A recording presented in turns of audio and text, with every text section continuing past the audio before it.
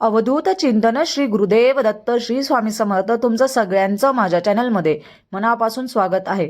भारतीय संस्कृती परंपरा यामध्ये अनेक गोष्टींना अनन्यसाधारण महत्त्व आहे. अगदी दररोजच्या व्यवहारापासून ते श्रद्धा भक्तिभाव यातही विविधता आढळून येते.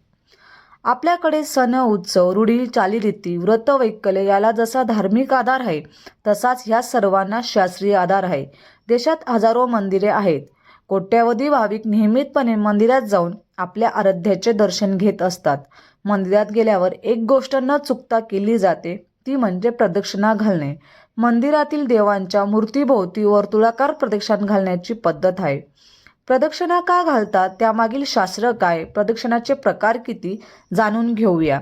तर माझ्या चॅनलला जर तुम्ही नवीन असणार तर नक्कीच माझ्या चॅनलला लाईक शेअर आणि सबस्क्राईब करायला अजिबात विसरू नका. प्रदक्षिणा का घालावी. मंदिरात देवदर्शन झाल्यावर आपली पावले न कळत प्रदक्षिणाच्या मार्गावर वळतात.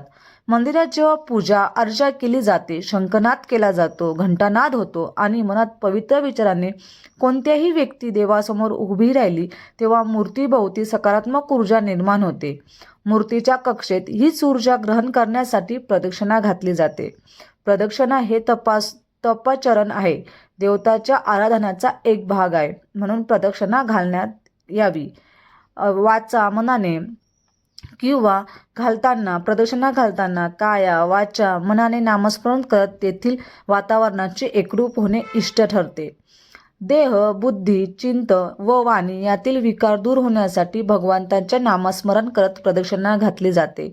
ही प्रदक्षिणा आपल्या उजव्या बाजूने घातली जाते. प्रदक्षिणेमुळे उपचार व उपासना ह्या दोन्ही गोष्टी साध्य होतात. जर तुम्ही स्वामींच्या केंद्रात जात असाल तर औदुंबराच्या झाडाला प्रदक्षिणा घातली जाते. त्या प्रदक्षिणा घालत असताना आपल्याला दिगंबरा दिगंबरा श्रीपाद वल्लभ दिगंबरा किंवा श्री स्वामी समर्थ ह्या मंत्राचा तुम्ही जप करू शकतात. आणि केंद्रात जेव्हा आपण औदुंबराला प्रदक्षिणा घालत असतो तेव्हा आपल्याला 11 प्रदक्षिणा घालायच्या असतात. प्रदक्षिणेचे प्रकार. देवप्रदक्षिणा षोडोपचार पूजेतील 15वा उपचार म्हणजेच देवप्रदक्षिणा. मंदिरात गाभाऱ्याभोवती प्रदक्षिणा मंत्र किंवा अन्य स्तोत्र नामस्मरण घेत प्रदक्षिणा घातली जाते. याला देवप्रदक्षिणा असे म्हटले जाते. बाकी मंदिरात पूर्ण प्रदक्षिणा घालणे शक्य नसेल तर अशा वेळी स्वतःभोवती प्रदक्षिणा घातली तरी चालते. मंदिर प्रदक्षिणा. मंदिरातील काही देवता दर्शनप्रधान असतात तर काही प्रदक्षिणा प्रधान असतात. देवांचे केवळ दर्शन घेऊन प्रदक्षिणाचा मार्ग गाभाऱ्याभोवती नसून मंदिराभोवती असतो, त्याला मंदिर प्रदक्षिणा म्हणतात. क्षेत्र प्रदक्षिणा. ह्यामध्ये लघु परिक्रमा आणि दीर्घ परिक्रमा असे 2 प्रकार असतात. लघु परिक्रमेत आपल्याला परिसरातील गावातील शहरातील तीर्थकुंडे देवस्थान क्षेत्रपाल मंदिर आदींचा समावेश होतो, तर दीर्घ परिक्रमेत पंचक्रोपाशातील देवस्थानांचा तीर्थस्थानांचा समावेश होतो. याला क्षेत्र प्रदक्षिणा म्हणतात. नदी प्रदक्षिणा. नदी प्रदक्षिणा केवळ पायीच करायची असते. नदी प्रक्रमेत त्याच नदीचे स्नान करणे, नदीचे पाणी पिणे, मधुकरी मागून जेवणे असे काही नियम पाळावे लागतात. नर्मदा कृष्णा गोदावरी तुंगभद्रा ह्या नद्यांच्या प्रदक्षिणा प्रसिद्ध आहेत. वृक्ष प्रदक्षिणा. वृक्ष प्रदक्षिणेत प्रामुख्याने वड पिंपळ औदुंबर तुळशी यांना प्रदक्षिणा घालणे पुण्यकारक समजले जाते. तसेच काही ठिकाणी गिरी म्हणजेच पर्वत प्रदक्षिणाही केली जाते. प्रदक्षिणाचे नियम कोणते. प्रदक्षिणा घालताना काही नियम पाळावे लागतात. गणपती आणि मारुतीला नेहमी 3 प्रदक्षिणा घालाव्यात. रामकृष्ण अशा विष्णूंच्या कुठल्याही अवताराला 4 प्रदक्षिणा घालाव्यात.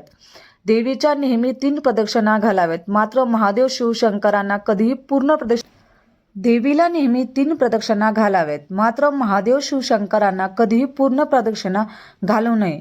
शंकराला नेहमी अर्धी प्रदक्षिणा घालावी. प्रदक्षिणा घालताना कधीही मध्येच थांबू नये. ज्या स्थानावरून प्रदक्षिणा सुरू केली आहे त्याच जागी ती समाप्ती करावी. प्रदक्षिणा घालताना कोणाशीही बोलू नये. कुठल्याही व्यक्तीला प्रदक्षिणेदरम्यान पाय लागू देऊ नये. तर असे आहेत प्रदक्षिणा घालण्याचे नियम. तुम्ही माझे सगळे स्वामी भक्त केंद्रात जेव्हा जात असतील तेव्हा औदुंबराच्या वृक्षाला नक्कीच प्रदक्षिणा घालत असतील. प्रदक्षिणा घालताना जेव्हा आपण घालत असतो तेव्हा कुणाशीही बोलू नये, कारण की बोलल्यानंतर आपण जे काही करत असतो ते सगळं व्यर्थ जात असतं, म्हणून कधीही कोणाशी बोलू नये. तर हा व्हिडिओ तुम्हाला कसा वाटला नक्कीच कमेंट्स करा आणि सांगा. तर माझ्या चॅनलला जर तुम्ही नवीन असणार तर माझ्या चॅनलला लाईक, शेअर आणि सबस्क्राईब करायला अजिबात विसरू नका. परत भेटूया अशाच नवीन व्हिडिओसोबत. तोपर्यंत श्री स्वामी समर्थ. दिगंबरा दिगंबरा श्रीपाद वल्लभ दिगंबरा.